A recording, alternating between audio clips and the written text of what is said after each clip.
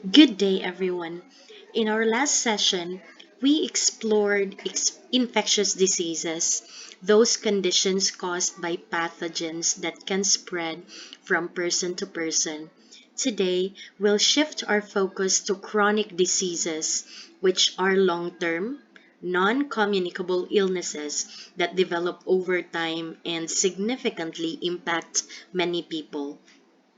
But before we begin our discussion on chronic diseases, let's engage in a brief photo analysis. Please observe the image on the screen and consider what it reveals about health issues in our community. So, let's take a moment to look at this image. What do you notice about the man's expression and body language? You may be answering, yes, he's holding his chest and there's a blood pressure monitor next to him. And because of that observation, what do you think he might be feeling? Could this be a sign of serious health condition?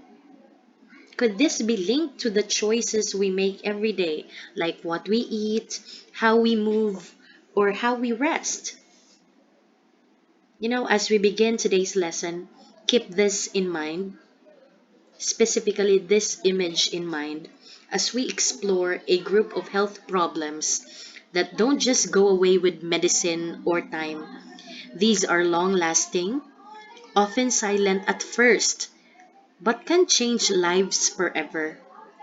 So let's now talk about chronic diseases. These chronic diseases are illnesses that last a long time and sometimes for life. They don't spread from person to another, but they affect how people live every single day. Think of it like this: the infectious diseases, which we have discussed previously, make you sick for days or weeks, but these chronic diseases can affect your life for years or even forever. And these diseases usually develop slowly, and many are caused by lifestyle habits like eating unhealthy food, not exercising, or smoking. Take note as well, these chronic diseases can be controlled but not always cured.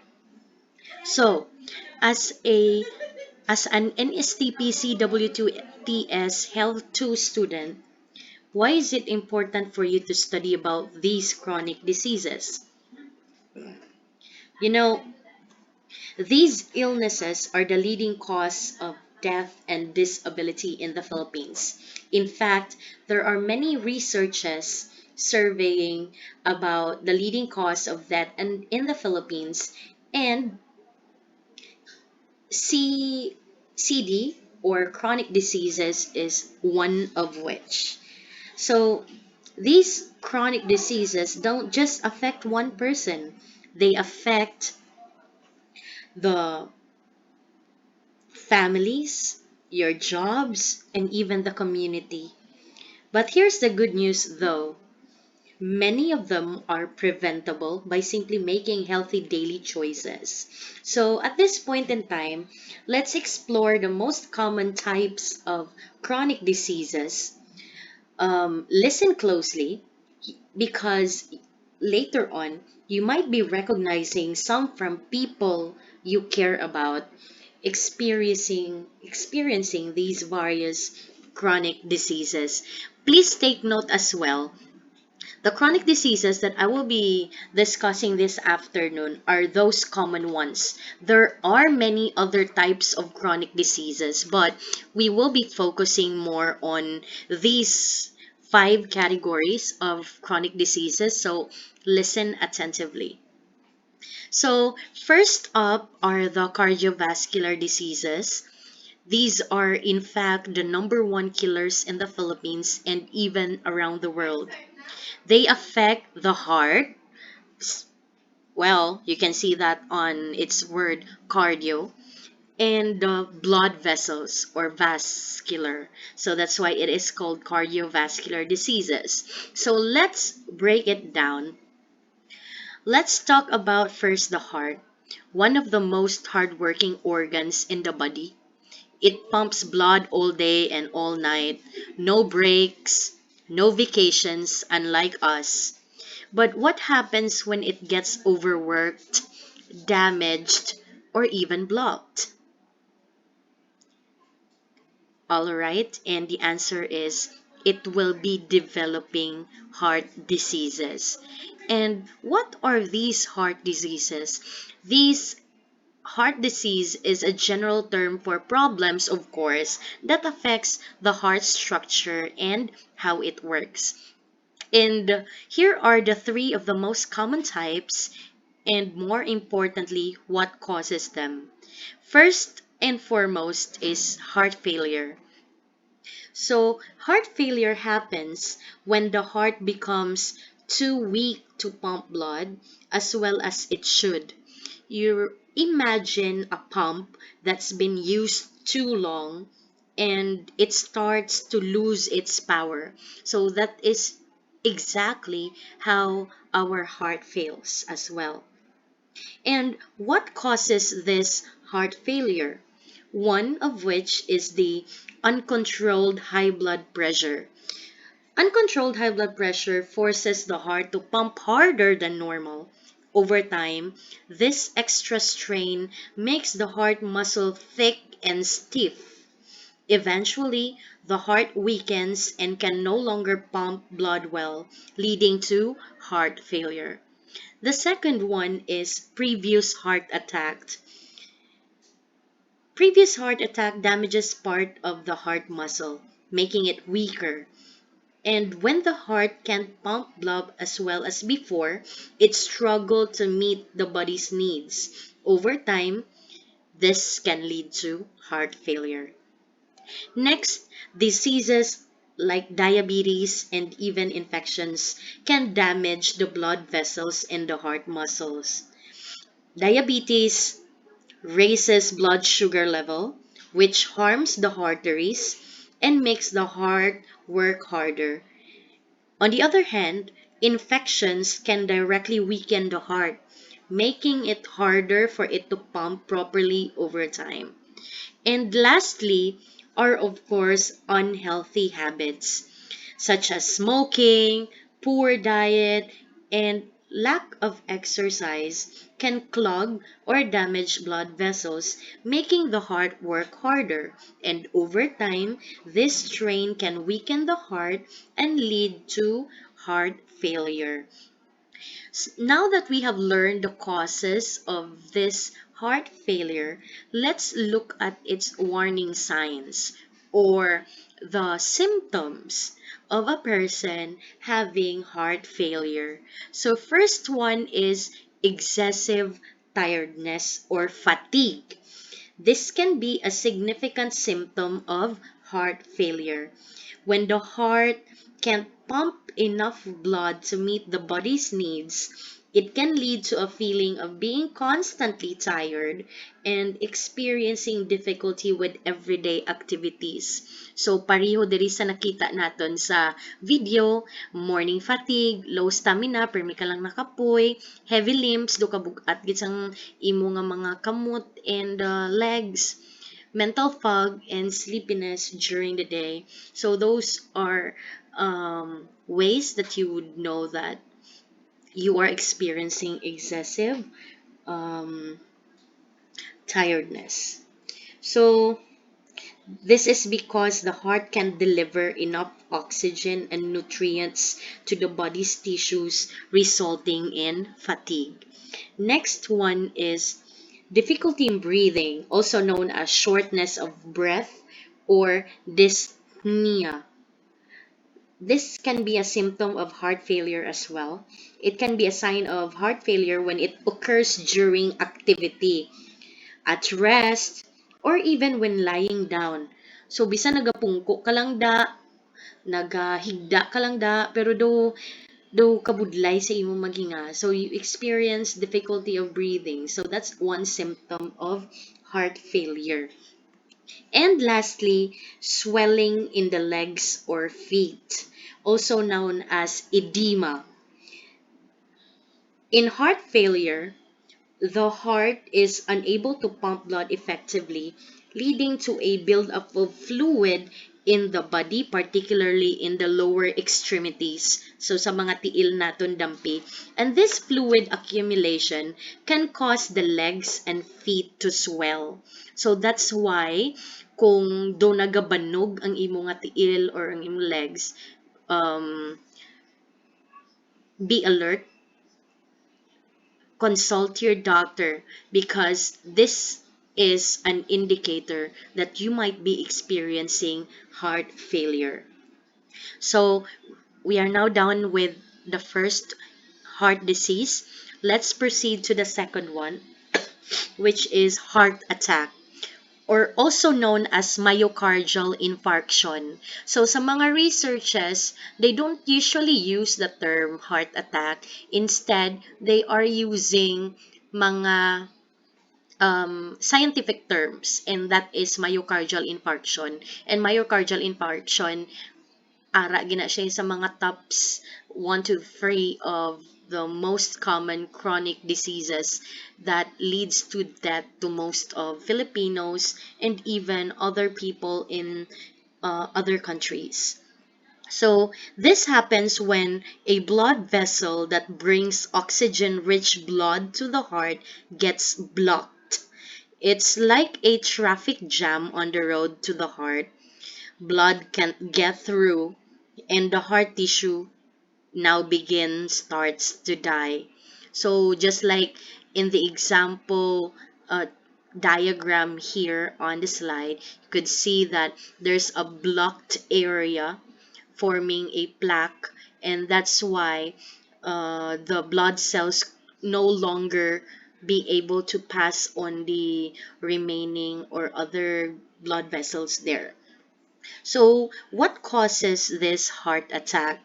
First and foremost is cholesterol and fat buildup and what we call plaque. So, this form plaque that narrows arteries. Amo to kagina ang sa example. This build up nga naga-block sang aton nga blood flow is considered plaque. So, diin naton ina siya usually makita or ma-acquire, of course, by eating high cholesterol food such as processed and cured meat, fatty cut of meats, organ meats, mga high-fat dairy, coconut and palm oil, fried food, and even commercially prepared pastries, as well as high-fat diets. Siyempre, ang mga mahilig magkaon sa mga fast food chains na mga burgers, French fries, and a lot more. Though if you keep on eating it in bulky amounts, then definitely you will be acquiring that to yourself, and this might lead you to experiencing heart attack. So change that habit already. Next, of course, are blood clots, and they can form on these plaques and suddenly, of course, blood block blood flow. So that's as well do pareho man kang gina. Next is smoking. Of course, it damages blood vessels and increases clotting. So that's why you are not encouraged to smoke. I don't know if you can still recall when you were in grade 9, one of the topics in health, of course, is it keeps on emphasizing to you that you should not smoke nor drink alcoholic beverages because it can never do good to your heart. Many cardiologists, when they were interviewed, they would always say, what's one thing that you should not actually do to yourself? And that is smoking, because they know how smoking negatively affects their body. So, if the cardiologists who are specialized to making sure that the heart is on its optimal level advocates that, then you yourself should also follow it. Avoid smoking, avoid drinking alcoholic beverages. Next is stress and lack of exercises. This could also raise the risk of heart attack. So galaw-galaw din tayo mga guys. And manage your stress. No, I know for a fact that stress is unevitable. Meaning, ara lang na siya. There are many stressors in the surrounding. And one key component of that is that you should know how to manage your stress well. Do the things that you love, sing, dance, meditate. If that's your way of coping with stress, then do it. If you are um, engrossed to a number of workloads in college, then do something to relax, to fight against that stress. Because, stress gidya is one of the major causes of diseases. So stay away from stress. I personally would, if I am very stressed, like damo gid ko may ginaubra, what I do is I sing. I sing, I dance.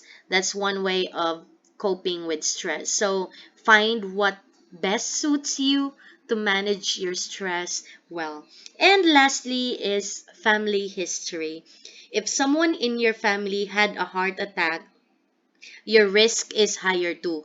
But this doesn't mean nga kay imo family nagka-heart attack, maka-heart attack ka dayon.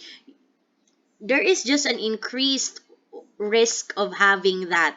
Okay? So, you cannot, pwede yan nga, hindi kayo magka-heart attack, of course, by making sure that you follow later on what are the suggested ways for you to prevent having heart attack. So, these are the symptoms that would tell you that a person actually is experiencing heart attack. One is chest pain or pressure. So this is the most common symptom. It feels like something heavy is sitting on your chest or like squeezing pain that doesn't go away. It happens because the heart isn't getting enough oxygen. The second one is shortness of breath. You may feel like you can't catch your breath even if you haven't done anything tiring.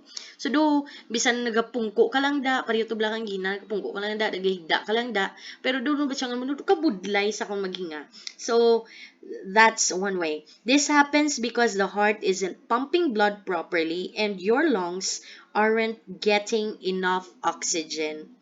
Third symptom is pain in the arm, back, or jaw. Sometimes the pain from the heart spreads to other parts of the body. This is called referred pain. And it can trick people into thinking that it is not a heart issue. Grabe kali, no? Ang heart disease kali, like heart attack, it could actually lead you to experiencing pains in other parts of the body, not only specific to heart. Next is nausea or vomiting.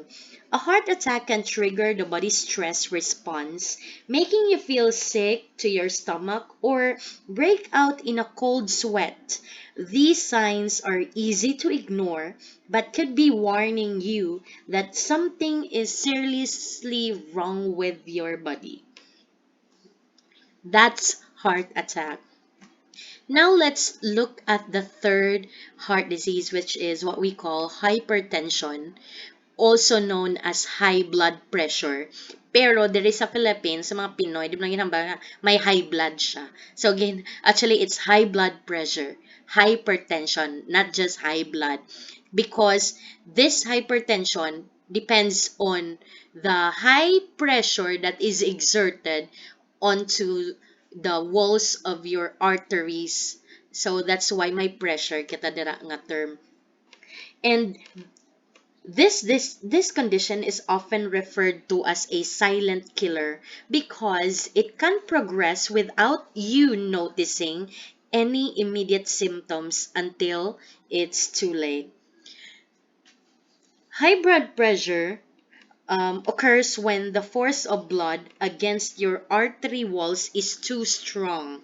And over time, if left unchecked, this puts strain on your heart and blood vessels, leading to severe health problems.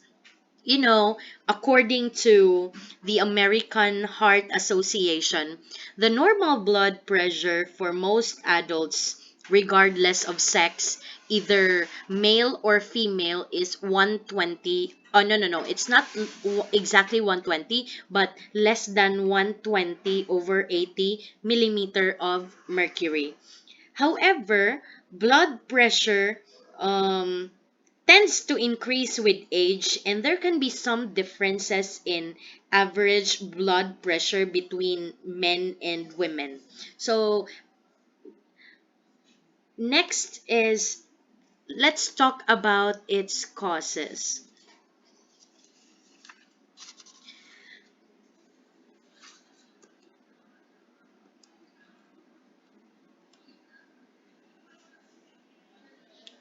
First cause of hypertension or high blood pressure is too much salt in the diet. According to, again, the American Heart Association, they suggest or recommend most adults to consume no more than 2,300 milligrams of sodium per day, and ideally no more than 1,500 milligrams. So this is roughly equivalent to 1 teaspoon of salt. However, the average American and even Filipinos, based on research, consumes about 3,500 milligrams of sodium daily. So it's higher, definitely higher than the recommended one. And take note, excessive salt causes the body to retain water, which increases the volume of blood in the vessels. And this added fluid pressure makes the heart work harder to pump blood, raising your blood pressure. So that is actually the reason why nga hindi gid recommended nga makatake kita sang salt higher than the recommended amount, which is 1 teaspoon of it. Another cause of hypertension or high blood pressure is being overweight. You know, carrying extra weight puts additional strain on the heart and blood vessels. It also increases the likelihood of developing other conditions like diabetes, which can further raise blood pressure. So, ang ato ni gali nga hypertension is affected, or we can develop this if diabetic ang isa ka tawo. So, another cause of hypertension or high blood pressure is not moving enough or having a sedentary lifestyle. Lack of physical activity weakens the heart, making it less efficient at pumping blood. And this can lead to increased blood pressure as the heart needs to work harder to circulate blood throughout the body. So amo nang ginahambal ko kang gina, dapat galaw-galaw din from pag may time. Amo gani ginahambal nila if you're working on your laptop, in your PC or sitting down, make sure that every 20 minutes gahulag-hulag kagidya para ang aton nga flow sang blood would be continuous. Next is too much stress. Chronic stress causes the body to produce stress hormones like cortisol that temporarily elevate our blood pressure. And over time, frequent stress can lead to sustained high blood pressure as the body remains in a constant state of alert. So amo na, hambal gid, stay out of stress, shift into healthy alternatives to get away with stress. Next is smoking and alcohol. Remember, nicotine in cigarette causes blood levels to constrict, which increases the pressure on the heart. Likewise, drinking too much alcohol can also raise blood pressure by interfering with the body's ability to regulate it naturally. And lastly is family history of high blood pressure. Genetics play a significant role in hypertension. If high blood pressure can runs in the family, your risk of developing it increases, as inherited factors can affect how the body regulates blood pressure. But take note, it is not correct, or this statement that my parents have blood pressure, I will definitely suffer from it.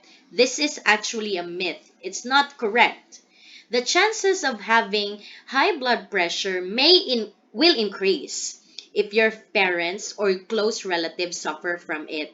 But with healthy lifestyle choices like eating uh, fruits and vegetables, having a balanced diet, exercising, staying away from alcoholic beverages and smoking, and a lot more, people, even with a family history of high blood pressure, can avoid it. So, if may kilala ka, mama mo, lola mo, may history of high blood pressure, please talk to a physician to know more about your health. And if found nga though susceptible gid ikaw ni sang high blood pressure, then the doctor or the physician will recommend you with healthy life choices if you may not know what are those things. All right, now let's proceed to the symptoms. What are the ways that we would know that someone is mm, experiencing hypertension or my high blood pressure siya? Okay, first one is headaches. Severe or frequent headaches can be a sign of high blood pressure, especially if they're felt in the morning, aga pa lang. These headaches occur due to the increased pressure in the blood vessels of the brain, which can be painful and debilitating. Second one is dizziness.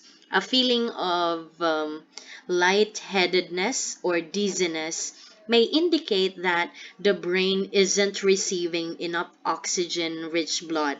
This can be caused by high blood pressure, which restricts blood flow, making you feel unstable or even faint. Lipong. Shortness of breath is third. When the heart is overworked due to high blood pressure, it may struggle to pump blood efficiently. This can result in difficulty in breathing, especially during physical activity, as the lungs don't receive enough oxygenated blood. Fourth is chest pain. Chest pain or discomfort can be a serious symptom of hypertension. It's a sign that the heart is under too much strain from elevated blood pressure, and if not addressed, it could lead to a heart attack or other cardiac events. And lastly, blurred vision. High blood pressure can damage the tiny blood vessels in the eyes, leading to blurred or impaired vision. This occurs when the pressure forces blood into the eye's sensitive areas, affecting the ability to see clearly. And of course, other things like palpitations, vomiting, or nausea, blood in urine, and even nosebleeds could be symptoms of hypertension. So, to sum it up, our heart can suffer if we don't take care of ourselves. These heart conditions, heart failure, heart attack, and hypertension, are different in how they affect the body, but they often share the same causes: poor diet, smoking, stress, and even lack of exercise. But the great news is most of these causes are preventable. That means you can take action now even at your age, to keep your heart healthy. Now, let's proceed to another type of cardiovascular disease, which is stroke. A stroke happens when the blood flow to a part of the brain suddenly stops. This cut off of the oxygen and nutrients the brain needs, causing brain cells to die in just minutes. And a stroke can cause numbness, dugin anesthesian kabla wala kaya may mabatyagan, difficulty in speaking, confusion, collapse, and may lead to permanent damage like paralysis or even memory loss. So, there are actually two types of stroke. One is ischemic stroke, and the second one is hemorrhagic stroke. So, ischemic stroke, this is the most common type of stroke, accounting for about 80% of all strokes. It happens when a blood clot or fatty deposit blocks a blood vessel that supplies blood to the brain. And without oxygen, remember, brain cells in the affected area start to die quickly. The second one is hemorrhagic stroke. This occurs when a weakened blood vessel in the brain bursts or naglupok, causing bleeding or hemorrhage in or around the brain. The pressure from the leakage blood damages brain cells and prevents normal blood flow, leading to serious complications like death. So, ang ato ni hemorrhagic stroke, though somehow synonymous ang common term nga nabatian naton balang mga cause of death like aneurysm.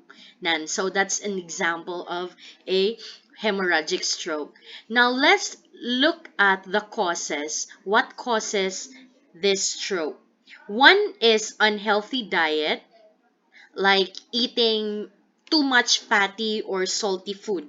So eating too much fat and salt leads to buildup of cholesterol in the arteries. And over time, this narrows or blocks the blood vessels, increasing the chance of an ischemic stroke caused by clots.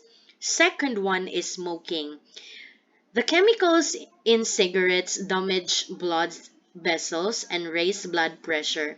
Smoking also thickens your blood and increase clot formation, which may block arteries and trigger a stroke.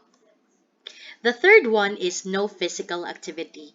A sedentary lifestyle again leads to poor blood circulation, weight gain, and high blood pressure. And without regular movement, the risk of heart disease and stroke rises due to blocked or stiffed arteries. The fourth one is again and again stress.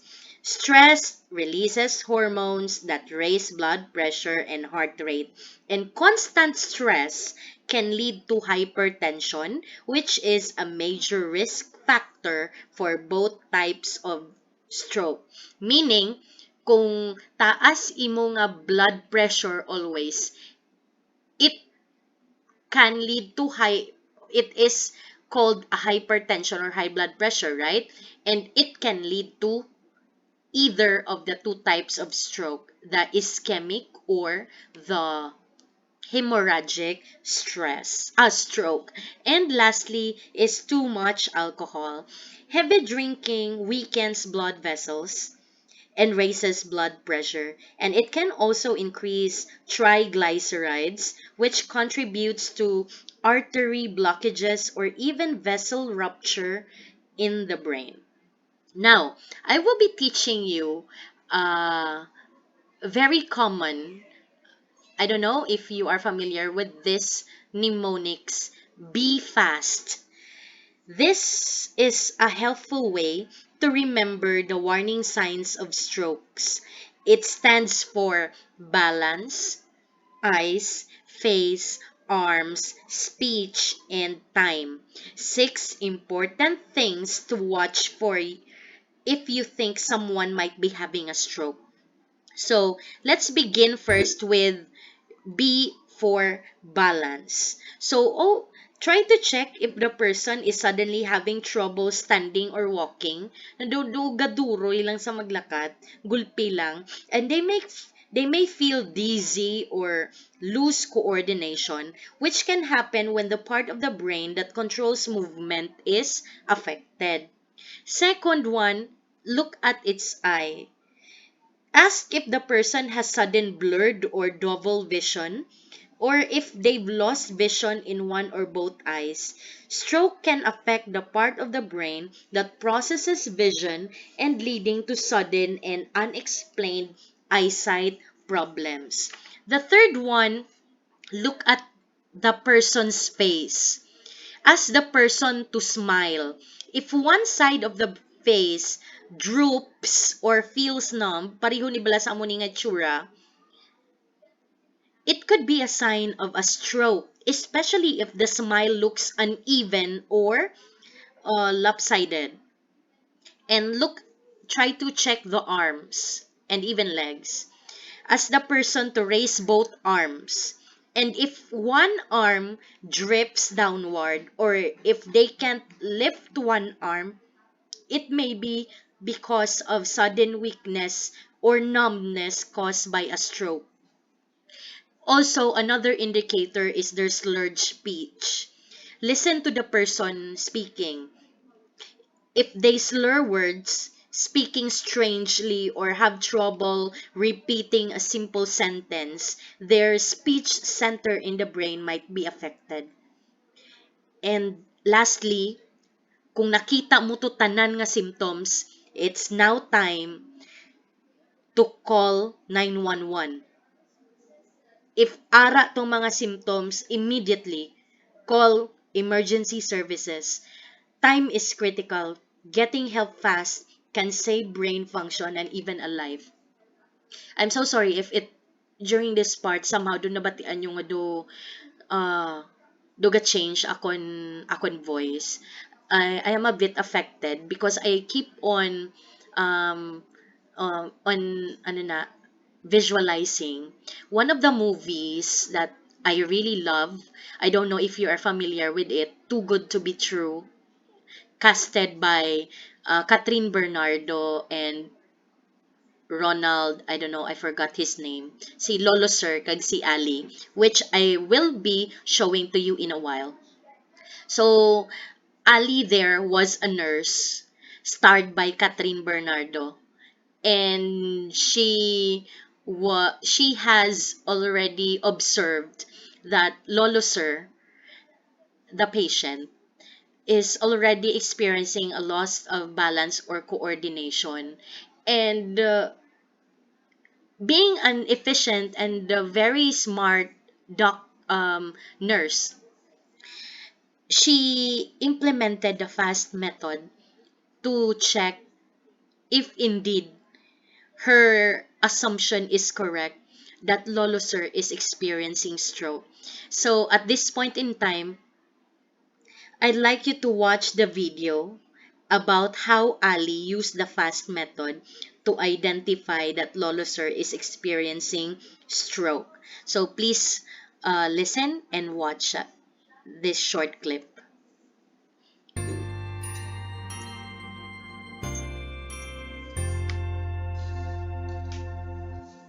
All right. So such critical situation, but it was handled well. Lolo Sir was saved later on because of the fast action that Ali did using the Be Fast method. So another takeaway from the video that you have watched was actually, do not let that person whom you think is experiencing stroke drink water at that time. Focus on fast method and avoid crowding the people, surrounding it with I avoid crowding or surrounding that person experiencing stroke with too much people. So dapat one or two lang ang ma-assist kay para hindi siya mabudlayan pagid maghinga and hindi magrato lang aton nga patient. So, very good takeaway. I hope you learned something from the video that you have just watched. So, now that you know how to diagnose someone if he or she is having a stroke, let's look through the ways to prevent having such disease. One is eat more vegetables and less fried food. So, fruits and vegetables help keep blood vessels healthy and reduce cholesterol. And cutting back on fried, fatty, and salty food helps prevent clogs in the arteries. Second one is don't smoke. Quitting smoking dramatically lowers your risk of stroke. It also allows your blood vessels to heal and reduce the chances of clotting or vessel damage. Third one is relax and manage your stress. Finding healthy ways to relax, like deep breathing, talking to someone, or taking a walk, can help lower your blood pressure and reduce your stroke risk. Fourth is check your blood pressure regularly. Again, as mentioned earlier, high blood pressure is one of the biggest causes of stroke, especially hemorrhagic stroke. Regular monitoring allows early detection and treatment. And another preventive tip, which I failed to include in my slide, is exercise at least 30 minutes a day. Regular physical activity strengthens your heart and blood vessels, and it keeps your blood pressure at a healthy level and improves blood flow to the brain. Now let's talk about another type of chronic disease, which is diabetes, a serious condition that affects how your body uses sugar or glucose. When your blood sugar level stays too high for too long, it can damage different organs. There are two types of diabetes, which we shall be discussing in a while. But first, allow me to show this to you. This chart helps us understand how to interpret blood sugar levels using a glucometer. In this picture, amo ni siyang example sang glucometer. So anong obrahon na sang person i-prick ya na iya nga finger, tapos ipa-check ang sa blood using that glucometer. So what does it mean? If the reading is about 97 milligrams per deciliter or mg per dl, or 5.4 millimoles per liter, that's considered normal. So even up to 7 millimole per liter and 126 milligrams per deciliter.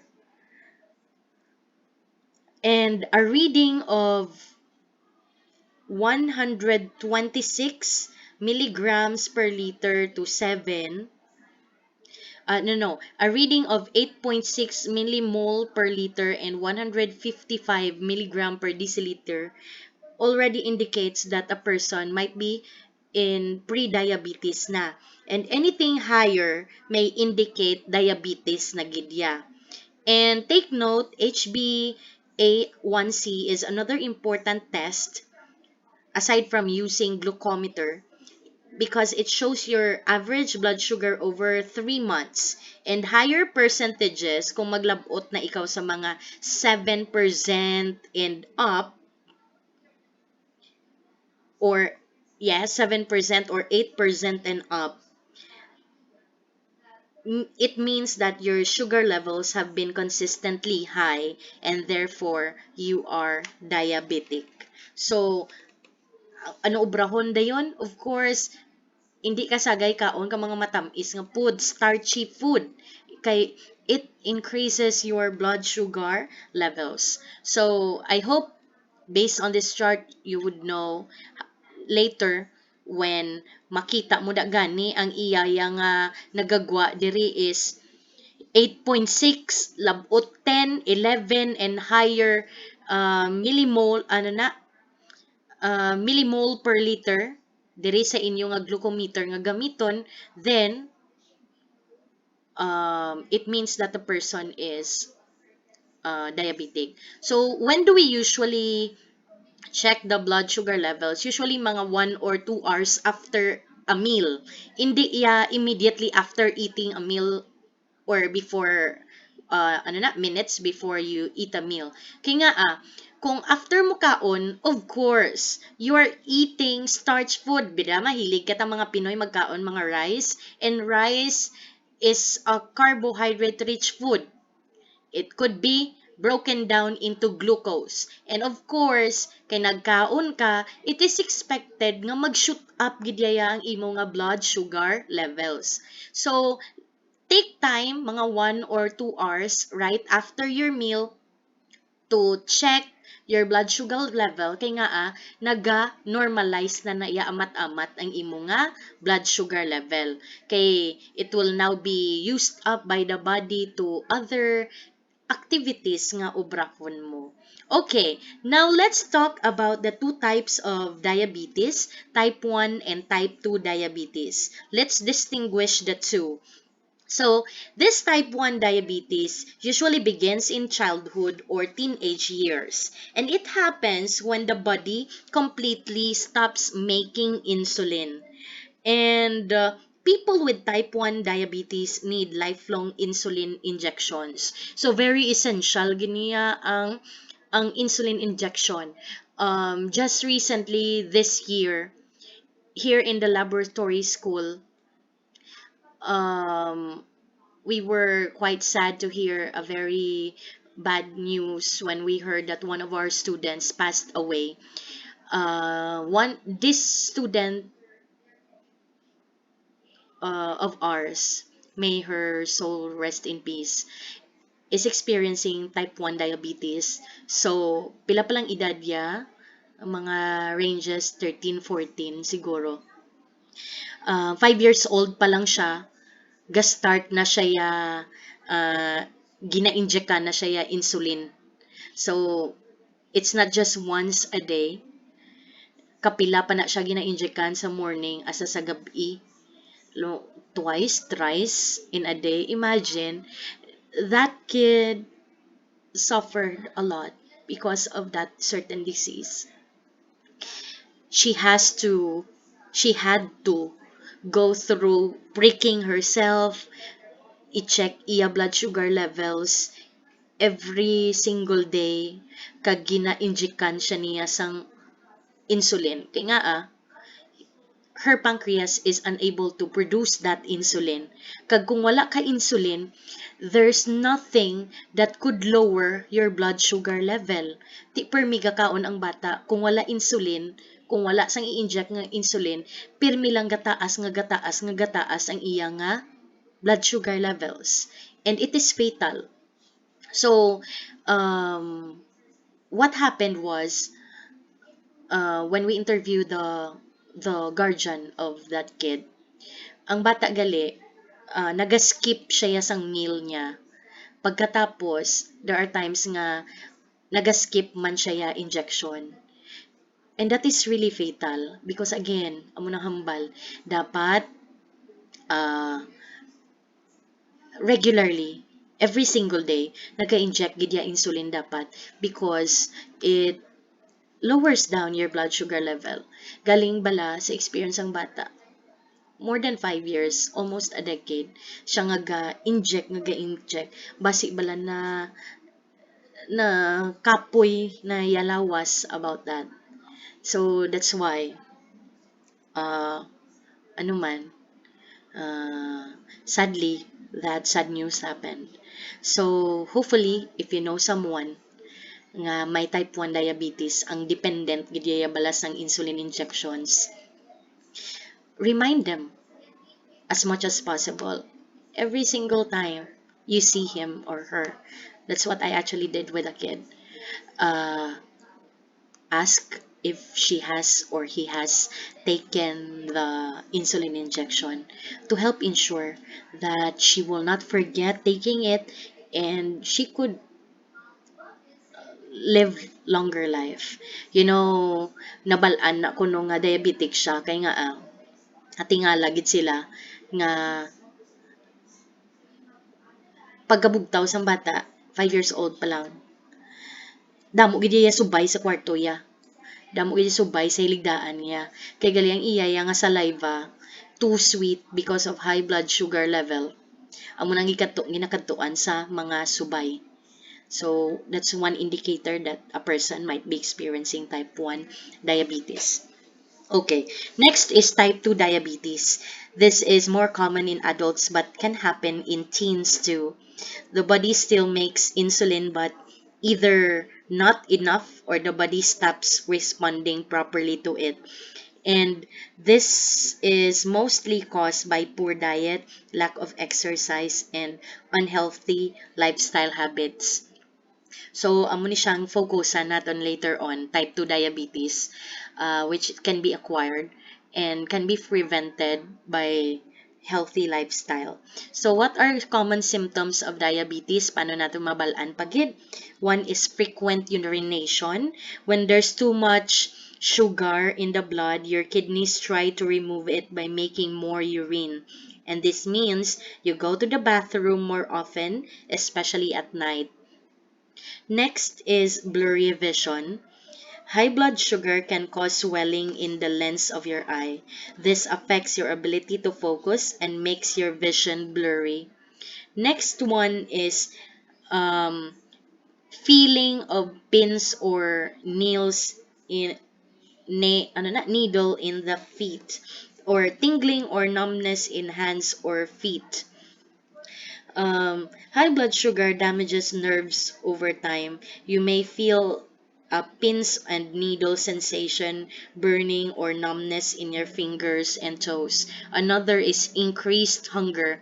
My father is diabetic, and one observations that I have uh, seen from my father, he is always constantly hungry. Gutom gid saya. That's why make sure gid namon nga i-monitor siya and remind him not to eat mga high carbohydrate rich food kay mahilig siya nga daan sa mga magkaon damo nga rice and others. So we shifted to uh, less carbohydrate level food like corn. Sa kaysa Cebu, mahilig kami nga ang ginatig-ang namon is ang mais. So, gamay iya sugar level. Kag do, kung makaon ka sa mais, do dasig kaya mabusog. So, yeah, that's it. And another, just recently, we tried to uh, make our father do, low carb. Like, ginalesen niya ang carbohydrate nga ginakaon niya. So, mostly, nag-shift sa vegetables and fruits. Although fruits is may glucose man dira gihapon, at least lesser than the mga rice and even mga tinapay. So, that's why dira kami nag-shift. And we noticed that naggamay man ang iyang naga-normalize man iyang blood sugar levels when we read it using the glucometer. Next is excessive thirst. Since you urinate more, your body loses a lot of water. This makes you feel very thirsty and dehydrated, even if you're drinking water regularly. Next is extreme fatigue. Without enough insulin, your cells can't get the sugar they need for energy. And this leaves you feeling tired, weak, or sleepy all the time. Next is slow healing wounds. High sugar levels affect blood flow and damage nerves, making it harder for cuts or sores, especially on the feet, to heal properly. So, akon papa, may ara na siya sore or ang pila sa tiil ya. Dugay-dugay gid ya pila nakatinuoy gula gid sa nag-ayo. But since the time nga nag-shift siya into low carb, gamay naggindula ya ang rice sa iyang nga diet, nagkaon lang siya mga mostly protein rich nga mga food, um, mga high fiber food kag mga fruit, gamay lang actually nga prutas, mostly cucumber, leafy veggies, fish, and meats. Amo lang naging kaon niya. Thankfully, nadula man, nag-heal man ang iyang wound. So, we're hoping and praying that he would continue that lifestyle because we have seen significant changes sa iya man. And lastly, ang weight loss. Unexplained weight loss, usually mostly in type 1 diabetes. If your body can't use sugar for energy, it starts burning fat and muscle instead. And this causes sudden or unexpected weight loss even if you're eating normally. So if not managed, this diabetes may lead to blindness. So high blood sugar can damage the tiny blood vessels in the eyes, and over time, this can cause blurry vision, vision loss, or even blindness. So akon nga papa, di ba na-mention ko sa inyo, he is diabetic. Actually, I agree that this can cause to blindness because years back, mga 2014 to 2018, no, na naga-experience akong papa nga doon nag-blur na yung vision. At first, wala lang namon gin-mind until one time nga naakigan niya bilang akon nga cousin because he was thinking that ang ginastoryaya akon manghod, which is a boy, and ang ginkigan niya babayi. So imagine the feeling of my cousins ang ginakigan siya ni papa because at that time daan, I don't know, I forgot what's the main reason, basta naakig si papa sa manghod ko na lalaki because he might done something, something bad. So, amo to. And then, eventually, nakita ko, lang nga, ginakigan mo na yakon cousin. And then, my father said, ano, cousin man? So he mentioned my brother. Ang ko, it's not my brother, it's ano. So, that's when I have recognized that ang vision ni Papa yan, very boron na gidya or nadula na kay nga imagine, lapitanay lang sila nga duwa. So, amo na gali, kung hindi natin pag i-manage ang diabetes, it may lead to blindness. So, good thing lang, my mom did something, asked help from our barangay, and gin laser ang cataract ni Papa sa mata, and that's why nag-ayo siya, and now he could see things clearly na. So, I agree. If you don't manage diabetes well, it could lead to blindness. Next is kidney failure. Kidneys work hard to filter sugar from the blood, and when blood sugar is too high or for too long, it damages these filters, eventually leading to kidney failure. Next is amputation, meaning utdon kung diin da ang part sang iya nga body nga do patay na gid, meaning wala na sang naga-flow nga blood. So poor blood flow and nerve damage from diabetes can cause wounds or infections, especially in the feet that don't heal. And in serious cases, this can lead to amputation of toes, feet, or legs. And lastly, number 4, it's heart disease. Diabetes increases the risk of high blood pressure and cholesterol. These can lead to blocked arteries, heart attacks, and even strokes. Now, let's look at the causes of this diabetes, specifically type 2 diabetes. One is obesity. Having too much weight. It makes the body resistant to insulin. Second one, lack of exercise. This reduces your body's ability to lower sugar naturally. Third, too much sugar or soft drinks, overloads the pancreas and causes insulin resistance.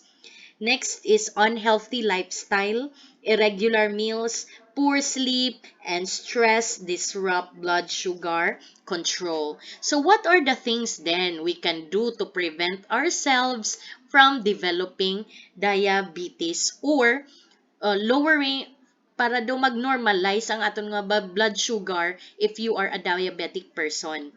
One, cut down on sugar and soft drinks. Move your body. walk, dance, or ride on a bike. Third one, eat brown rice or whole grain instead of white rice. And remove um, mga pastries or tinapay sa imo diet. And get checked if diabetes runs in your family. So, ako, amat-amat na ko pa-check if may tendency man ako to, you know, increased risk ako sa diabetes. So that's why gina-lower down ko man ang akon nga ano na intake sa mga sugary rich food because you know genes. Next chronic disease is chronic respiratory diseases. These are long lasting conditions that affect the lungs and make breathing difficult. Unlike a simple cold or cough, these diseases can get worse over time and need long lasting care. So we have first type of chronic disease, which is asthma. This is common in children and teens.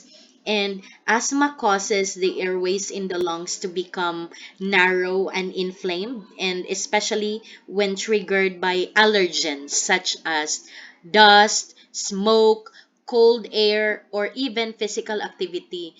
Iban sa mga estudyante na kung sa lab school, grabe pagid siya. Even ang mga Carabao grass dira sa may field, allergic siya. Ara pagid allergic pagid siya sa mga shrimp, crustaceans like lobsters, mga crabs, and so on and so forth. So, many allergens causing asthma. And during an asthma attack, you may experience wheezing sound, coughing, shortness of breath, or tight feeling in your chest, just like this man here. So, usually, ang mga asthmatic people, mayroon na sila puff nga ginadala to regulate, especially regulate their breathing, especially if they are having difficulty in breathing or experiencing an asthma attack. Or we could opt to use this particular, I don't know, I forgot the term, but we get a plastic or a bag of paper and then let that person inhale and exhale inside that. So, hambalin na daan, kulang sang carbon dioxide sa lahwas. So, na-trap ang carbon dioxide when they inhale, when they exhales, and it is being inhaled again by the person. So, gradually, it can normalize the breathing of that person experiencing asthma attack. Another type of chronic respiratory disease is COPD or chronic obstructive pulmonary disease. This is more common in older adults, especially those who have smoked for many years. The lungs become damaged and lose their ability to let air and out properly. And people with COPD may feel like they're always out of breath, and simple activities like climbing stairs can become extremely exhausting. So, what are the causes of acquiring such COPD? Or anong mga warning signs naton sa COPD? One is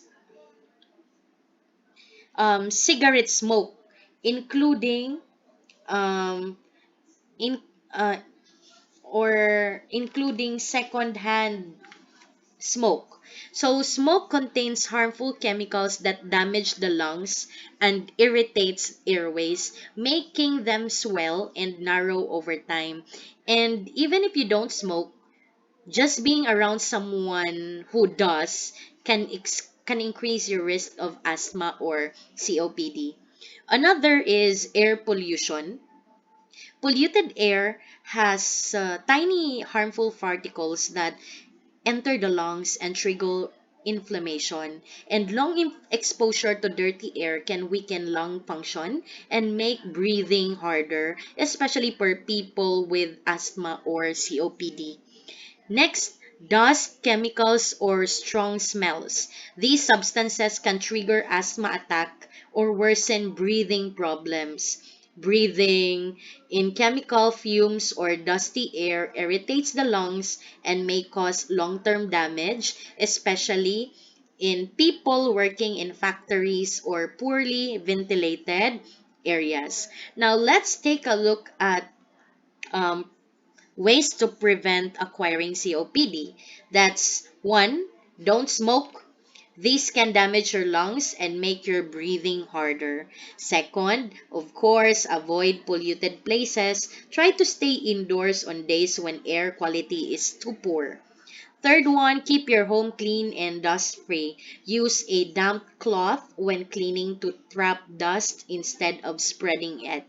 Next is wear mask if needed, especially if you're near smoke, fumes, or allergens like pollens or dust. So, by the way, I wasn't able to include it in my slide, but how would we know that someone is experiencing COPD? One is, amo na to kang gina, no? My shortness of breath, wheezing and chest tightness, and fatigue.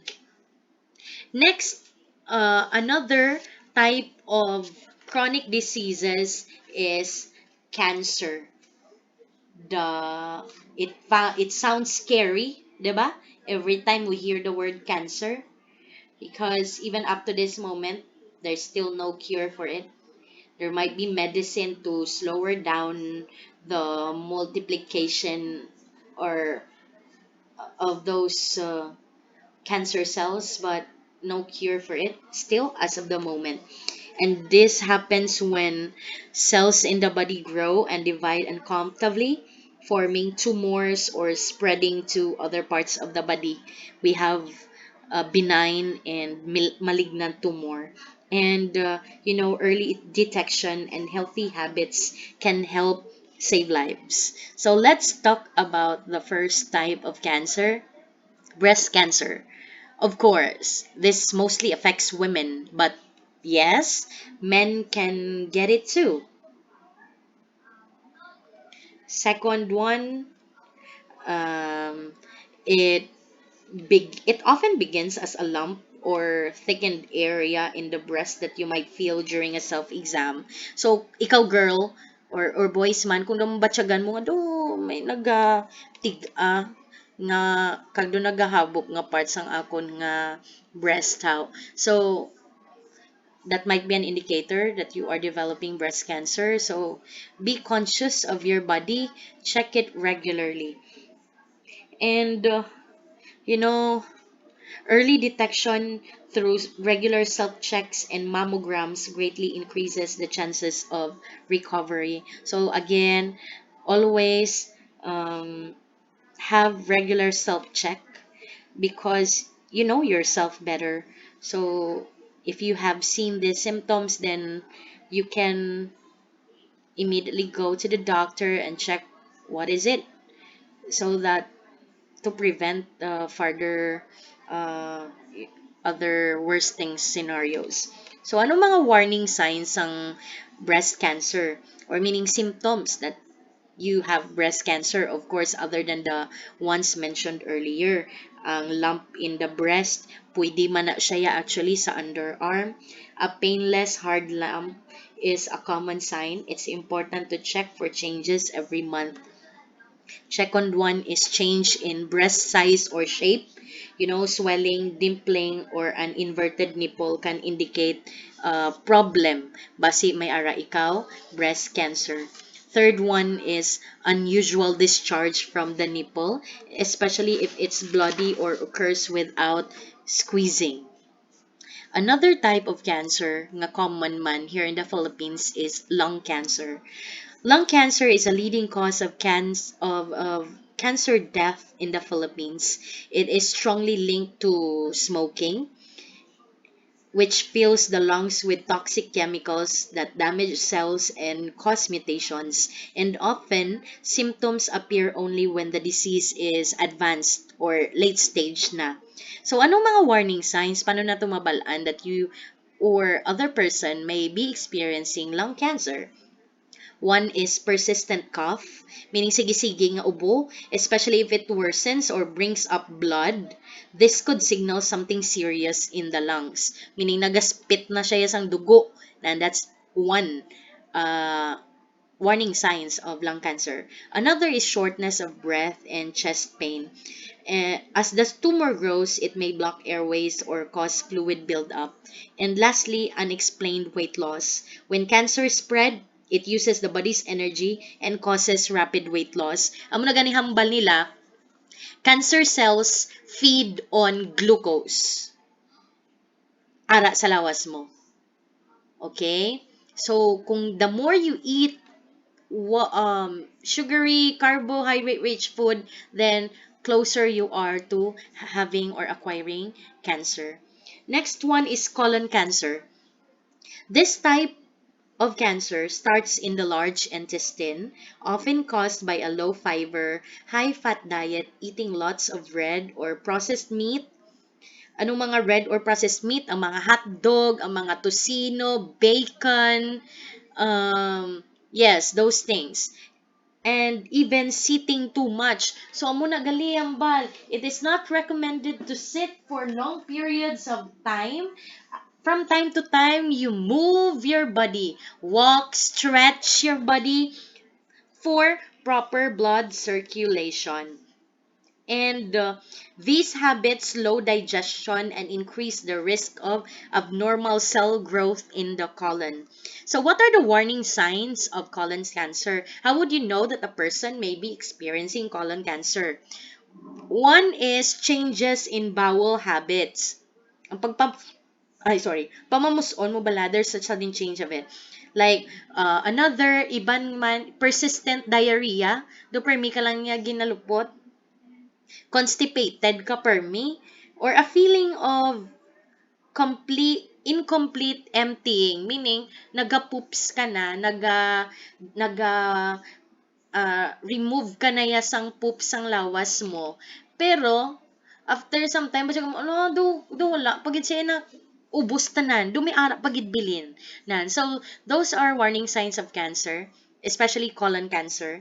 Next is blood in the stool. So imong poops, imong feces may look red or dark, and it's an early warning sign. Third is abdominal pain or cramping.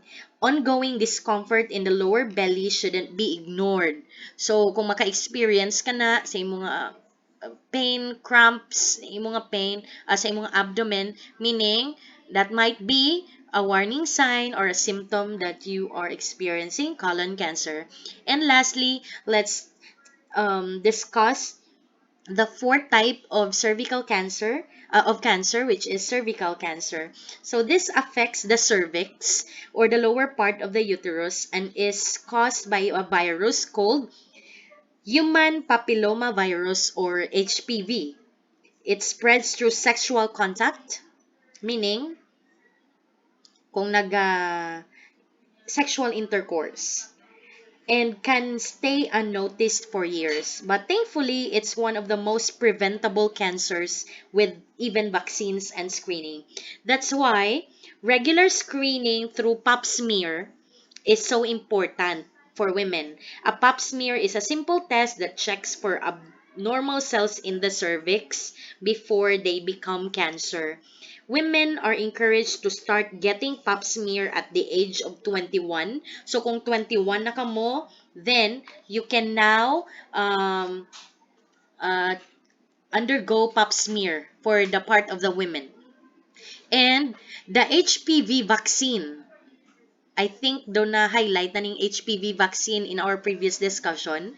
This can help prevent infection. So getting vaccinated early before becoming sexually active is a powerful step in protecting against cervical cancer. So, anong mga warning signs that you might be experiencing cervical cancer? One, unusual vaginal bleeding. Sa mga, women, when you get married and, of course,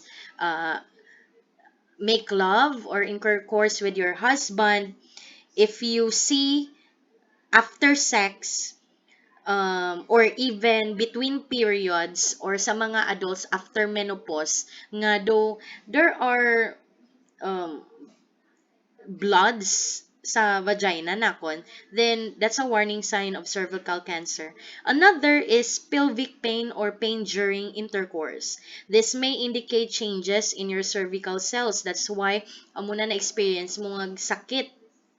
Next, unusual vaginal discharge. So matabo ang imo nga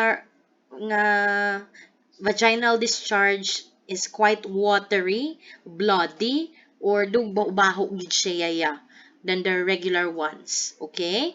So that's all about um, cancer. Those types of cancers. I hope you learn a lot from it because those are the common types of cancers that are being experienced by the people here in the Philippines. Now let's go to the last chronic disease that we will be discussing this afternoon, and that is the chronic kidney disease or CKD. This type of disease silently affects many people, and remember, chronic kidney diseases or CKD, um, when your kidneys lose their ability to filter waste, it leads to buildup of toxins and fluids in the body, and over time, it can cause high blood pressure, anemia, weak bones, nerve damage, and even kidney failure, which may need dialysis or transplant. And we don't want that. Kaya kung ga-dialysis ka, regular ina siya to remove the waste of your body because your kidney could no longer do it. Okay? So, as much as possible, keep yourself healthy to avoid acquiring these kinds of diseases. So, what are warning signs of chronic kidney diseases or symptoms that you have chronic diseases? One is swelling in the feet, ankles, or face, a sign that fluid is building up in your body. Another, foamy or dark urine. Kung gapangihi ka balado, damo bubbles. Tapos ang iban do nagatamaan gid ka siri iyang color bala or darker ang imo nga urine. That's one. Next is feeling tired or weak. By the way, explain ko why foamy or dark urine is a symptom of chronic kidney disease. This indicates that protein leaks into the urine, which is abnormal to your body. That's why amo na may mga foamy texture and darker ang imong urine. Next, feeling tired or weak. As waste builds up in the blood, it causes fatigue and confusion. And next is changes in urination and going more often or less often than usual, or feeling pain while urinating. And of course, other warning signs is dry and itchy skin, puffy eyes, you have difficulty sleeping, um, and need to pee all the time. So, what are its causes? Let's go over how these factors contribute to kidney damage or chronic kidney disease. One is uncontrolled diabetes. So, kung diabetic ka, hindi lang na siya makalead sang ang blindness. It could also lead to chronic kidney disease. Too much sugar in the blood can damage the tiny blood vessels in the kidneys. Over time, this reduces kidney function and may lead to kidney failure. Second one is high blood pressure. Hypertension is another cause of chronic kidney disease. Remember, when blood pressure stays high, it puts pressure on the blood vessels in the kidneys. This can cause scarring and make the kidneys work harder than normal. And Next is too much painkillers or anti-inflammatory drugs. Taking these medications too often, especially without a doctor's advice, can damage the kidneys little by little. And lastly, again, ara gihapon, hindi gid sagay ka smoke because smoking reduces blood flow to the kidneys, making them more vulnerable to damage and diseases. So, tips to prevent acquiring chronic kidney disease: drink enough water and stay hydrated, manage blood sugar if you have diabetes, control blood pressure with healthy habits and medication, avoid smoking and unnecessary medications that harm the kidneys. So, amo na lang ginahambal nila ya, nga kung anong gin-recommend sa doktor nga mga medication mo, amo lang na. So, hindi sagay order ka mga painkillers. Ano na ba lang mga example sa mga painkillers man, nalipat ako sa term nga usually ginabakal naton. Kung, di ba lang naka-experience kang gasakit aton ngipon, tapos do hindi na naton ma-bear. Pero do kaya pa man tani isang lawas, galing, you're quite dependent kay gusto mo madula dayon ang sakit. So you take painkillers. So ang aton painkillers dapat hindi na siya kapilagid sa isa ka adlaw imnon kag not for a longer time because ang aton body basi ano sina bala maanad sina until such time you need higher doses of painkillers for you to ano na to lift away the pain that you are experiencing. And aside from that, this can actually harm your kidneys kung grabe nga anti-inflammatory medicines and even painkillers ang ginatake mo as recommended by your physician. Next, get regular checkups, especially if kidney disease runs in your family. Now, we're done to the last two slides of my presentation. Thank you for being with me and listening attentively. So, all right, class, before we end today's discussion, let's take a moment to reflect on what we have learned. We've talked about several chronic diseases that are very common in a country: heart diseases, diabetes, cancer, chronic respiratory illnesses like asthma and COPD, and even chronic heart diseases or CKD. And these are not like colds or flu that go away after a few days. Chronic diseases can last for years or even a lifetime. And sadly, many people find out they have them when the damage is already serious. But here's the good news. Most of them or most of these chronic diseases can actually be prevented, and it starts with awareness and lifestyle choices. Eating healthy food, getting enough physical activity, avoiding smoking and too much alcohol, managing our stress, and going for regular health checkups. These simple things can make a big difference. And remember, some of these diseases may run in your family. So it is important to be proactive and take care of your health early on. And as future professionals, citizens, and even leaders in your homes or communities, you have the power to spread this knowledge. The more people understand these illnesses, the more we can prevent them together. So, class, let's not just learn these topics for exams. Let's use this knowledge to live better and help others do the same. And that ends my presentation for this afternoon.